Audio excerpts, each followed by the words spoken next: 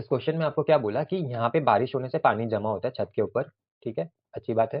फिर वो क्या है, वहां से पाइप एक ज्वाइन किया और नीचे एक टैंक बनाया जमीन में, ठीक है, और यहाँ का जितना भी पानी होता है ना वो कंप्लीटली इसको फिल कर देता है। ध्यान देना, आप वर्ड जो यूज कर रहे हैं ना यहाँ पे, फिल्ड कंप्लीटली, मैं समझाऊंगा इसका मतलब क्या है, ठीक है।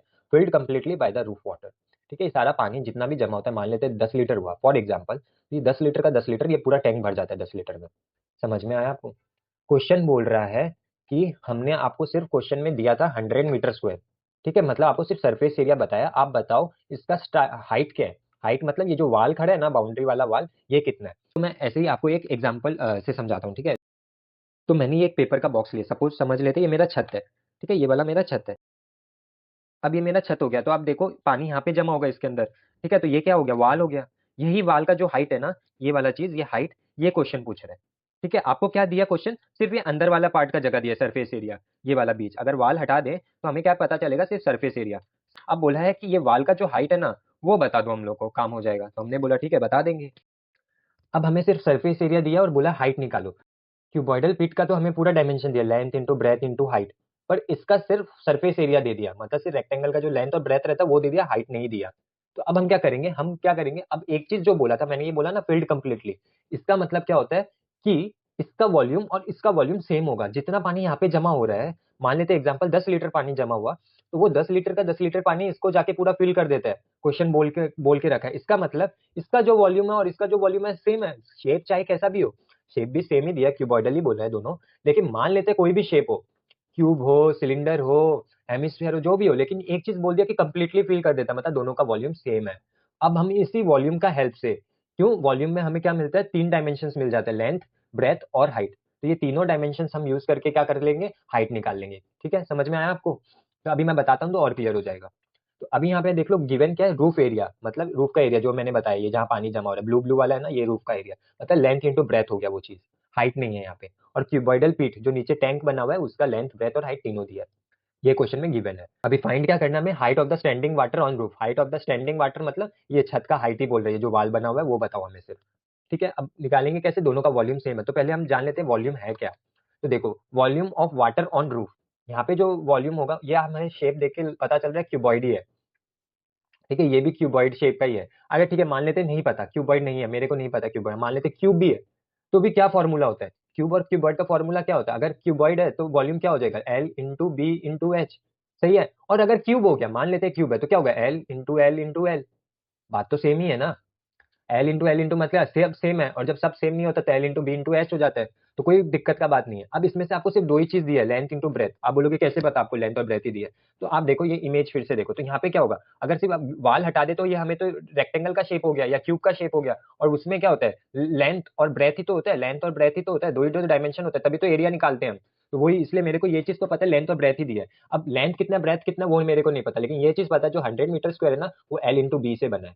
ये जो 100 मीटर स्क्वायर है वो एल इंटू बी से बना है। अब कौन सा अननोन है, एच अननोन है, तो वॉल्यूम का फॉर्मूला क्या हुआ, जो रूफ में पानी जमा हुआ है, इसका वॉल्यूम कैसे निकाला, area of roof into height, क्यों, हाइट मेरा मिसिंग था, और एरिया ऑफ रूफ मेरे को क्वेश्चन में दिया है 100 मीटर स्क्वायर। समझ में आया आपको बात, कैसे फॉर्मूला बना, ठीक है। अब क्यूबॉइडल पिट का तो लेंथ, ब्रेथ, हाइट दिया हुआ है, तो L into B into D लिख दिया, या एच, डी मतलब डेप्थ हो गया, जहाँ पे यहाँ पे क्वेश्चन में डेप्थ दिया हुआ था, ये देखो आप, तो वैसा बना दिया, ठीक है। अब हम सॉल्व करेंगे इसको।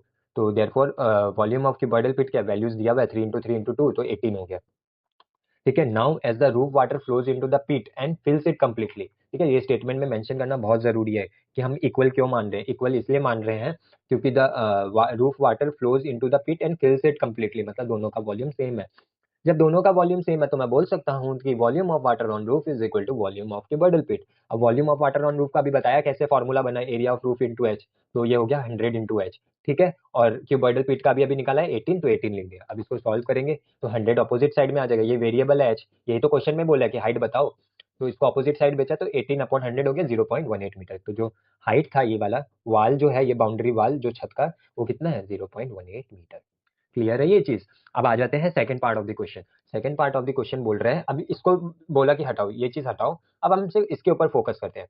क्वेश्चन बोला है कि ये जो क्यूबॉइडल पिट है ना, इसके जगह अगर मैं सिलेंडर का लगा दूं कोई टैंक, ठीक है, जो सिलिंड्रिकल टैंक लगा दूं, तो बताओ कौन ज्यादा पानी होल्ड करेगा, क्यूबॉइड वाला या सिलेंडर वाला। तो उसके लिए सिलिंड्रिकल टैंक का हमें ये हाइट और ये लगेगा, डायमीटर या रेडियस, तो हाइट और रेडियस हमें बता दिया, तो डायमीटर दे दिया तो हम रेडियस निकाल लेंगे और हाइट हमें बोला 2 मीटर है। ठीक है, ये चीज क्लियर है। ठीक है, अब करना क्या है, तो अब कौन सा ज्यादा पानी होल्ड करेगा कैसे पता चलेगा, वॉल्यूम से, सीधा सा बात है। तो अब हम क्या करेंगे, हमें वॉल्यूम ऑफ क्यूबॉइड तो पता है, ये क्यूबॉइडल प्लेट, क्यों, अभी पीछे वाले में तो निकाला 18। ठीक है, हमें क्या नहीं पता, हमें सिलिंड्रिकल का नहीं पता, तो हम सिलिंड्रिकल का पहले निकाल लेते हैं। तो सिलिंड्रिकल प्लेट का डायमीटर 3 मीटर दिया, तो रेडियस करेंगे क्या होगा, डिवाइड बाई 2, 1.5 आ जाएगा। ठीक है, हाइट हमें बोल दिया 2 मीटर, ठीक है। वॉल्यूम ऑफ क्यूबॉइडल प्लेट पहले दिया हुआ था, तो ये सब मेरा गिवन पार्ट हो गया।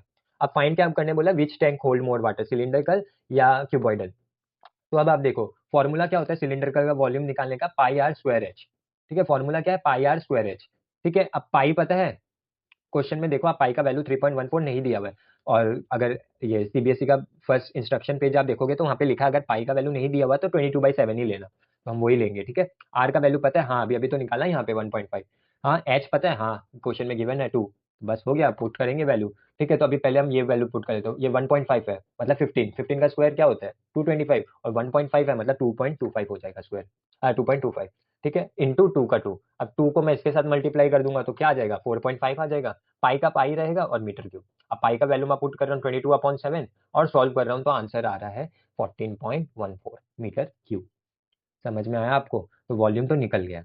अब आप देखो इसका वॉल्यूम क्या है, जो सिलिंड्रिकल टैंक लेते तो उसका वॉल्यूम आया 14.14, मतलब 14 ही मान लेते हैं। और जो हमारा क्यूबॉइड वाला था वो था 18, तो जीता कौन, भाई क्यूबॉइड जीत गया। क्यों जीत गया, क्योंकि वो ज्यादा पानी होल्ड करने वाला, तो सीधा सा बात है 18 मीटर क्यूब बड़ा होता है 14.14 मीटर क्यूब से। इसलिए हम क्या बोलेंगे कि जो क्यूबॉइडल पीट है वो क्या करेगा, ज्यादा पानी होल्ड करेगा देन सिलिंड्रिकल पीट।